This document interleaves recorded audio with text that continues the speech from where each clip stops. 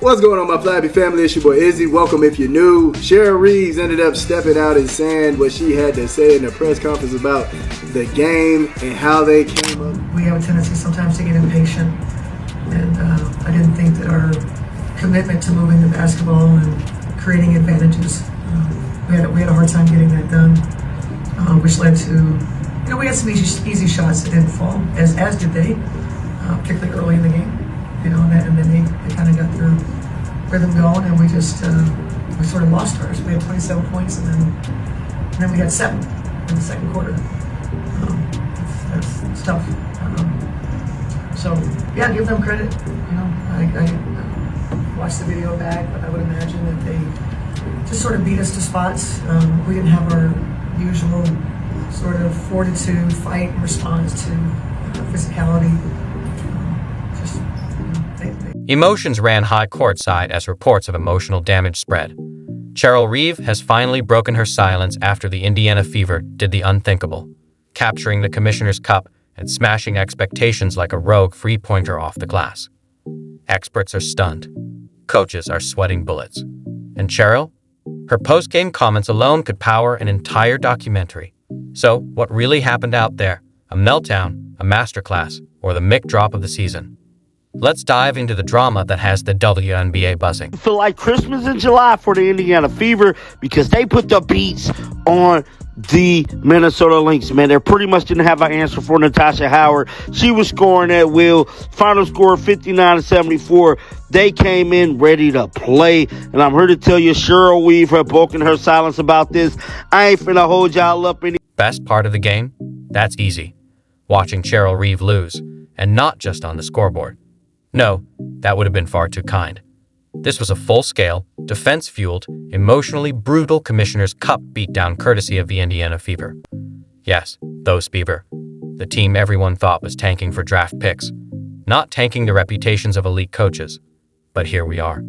Reeve looked like someone who just discovered her Uber driver was Caitlin Clark on a personal revenge tour. Arguments that I would hear when it comes to diminishing and downplaying Caitlin Clark. It would be, Caitlin Clark has no championships. Caitlin Clark has never won a champion. Well, guess what? She's got one now. So what are you going to say now, huh?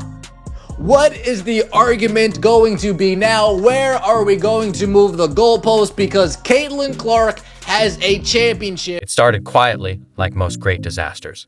A few minor slip-ups here. A couple of who's guarding Howard moments there. Then Howard turned into a one-woman fire alarm, sending waves of panic through the Lynx bench. They did it. The Indiana Fever actually did it. I am in shock. I'm genuinely in shock. I cannot believe that they managed to do it. The Indiana Fever just won the Commissioner's Cup. I love the fact that the Dawana Bonner's not there. This cup is not the championship. But I also understand that at this point in the season, the only thing there's been to play for is the Commissioner's Cup. And today we're going to be talking about the celebrations from the Indiana Fever. And if you guys agree, it's a big game. Try the game. She wasn't just scoring. She was unraveling defensive schemes like tangled earbuds fresh out of the wash. Meanwhile, as Reeve scrambled for answers, the Fever piled on more chaos, more pressure, and a full-court clinic in humiliation. For the Indiana Fever, I didn't think they were going to win it. I'm sure most of you didn't think they were going to win it, but they came up with the victory against the Lynx in the Commissioner's Cup to get that bag. Every single player is going to be getting around 50 to 60K from this game. That's big time money for these WNBA players that don't make that much. Shout out to the Fever for getting the win. That was an ugly game, though. More than it was a Fever win, I feel like it was a Lynx loss. They just played atrocious in that game. Courtney Williams was 4 for 14. Nafisa Collier was 6 for 18 from the field. Those two players were sucky. The entire team was sucky. They didn't even crack 60 points in this. Let's be honest. The Fever defense isn't a suggestion anymore. It's a warning. What used to be a joke is now a pack of wolves in matching jerseys. They're done playing like a rebuilding team and have started collecting unpaid debts, and Cheryl Reeve's offense owed them big. Naja Howard? Pure poetic payback. Ever since Bonner got waived, that drama deserves its own book. She's played like someone unshackled from years of side eyes and fake high fives. She's not just on the floor, she's owning it. Blocking shots, crashing boards, flexing midair like a Marvel audition. This Natasha doesn't hint at her dominance, she declares it. And Arie McDonald, honestly, she might be the best thing to happen to Indiana since they patched up I-65. She's got that outrun your soul, steal your dreams energy. Plays like caffeine with a headband. Watching her leave defenders gasping is pure theater. She's not just a nice addition. She's the plot twist, rewriting everything. The Indiana Fever today for winning the Commissioner's Cup. Minnesota, baby, what happened? Those shots just weren't falling for them today, and that's okay because I'm not mad at that Indiana one. I'm actually really happy for them. They're a young team, and this is what I'll say because I didn't even talk about the DeWanna Bonner of it all. Everyone was in a hoopla about it last week or whenever, and all I'll say is that you don't get Ari without losing DeWanna. And although we don't know the story or the details behind what went down with that, I'm happy that Ari's on the team. I really am, because even though we didn't have Caitlin available for today's game, like, Ari still helped carry that team. Natasha Howard, she showed up in a... Back on the Lynx side, Reeve's post-game expression deserved to be framed. It was somewhere between, did I leave the stove on, and was that even legal? She looked stunned, and not just by the scoreboard. This was deeper, almost existential, which somehow made it all worse. Because losing to Clark, that's easy to explain. Losing without her, that's a sports documentary called How to Lose Credibility in 40 Minutes. Meanwhile, Fever fans were electric, cheering like they just had their student loans forgiven. Popcorn flew, merch vanished off shelves, and at least one person tried to start Cheryl Pack Your Bags chant. Indiana Fever beat the Minnesota Lynx. Who saw this coming? Because I definitely didn't. The Minnesota Lynx are honestly one of the best teams in the WNBA. They have all their pieces. They're just such a good team. They have Nafisa Collier, who is literally a baller. Like, she's so good. Next to Asia Wilson, I think she's like one of the best players in the league. So to be able to have her on a shooting slump was pretty impressive. Now, it could have just been an off night, but overall, I just feel like Indiana really put the pressure on, and I didn't expect that, because usually they're not really aggressive. They're kind of soft sometimes, so the fact that they could actually match the Minnesota Lynx's energy was pretty... And who could blame them?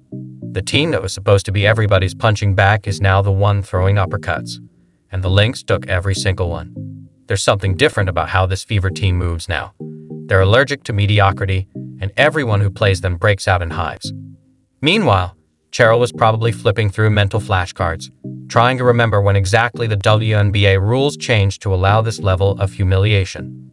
Her timeouts felt like desperate attempts to stop a tsunami with a paper towel. She tried everything, pulled every trick, switched every matchup, probably yelled phrases banned in 2 countries, and it still didn't matter.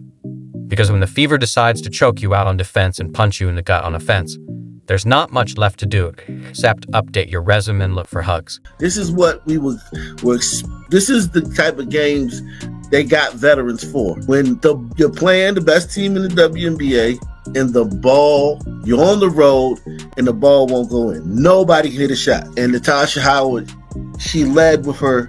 She didn't lead with her mouth. She didn't, come on, guys, none of that stuff. She led with her play, constantly battling and battling. She made a lot of mistakes. Oh, she made a lot of mistakes. She missed a lot of shots, but she kept fighting and fighting and fighting and fighting and battling and battling. And a phenomenal job on Nafisa Collier. The real kicker.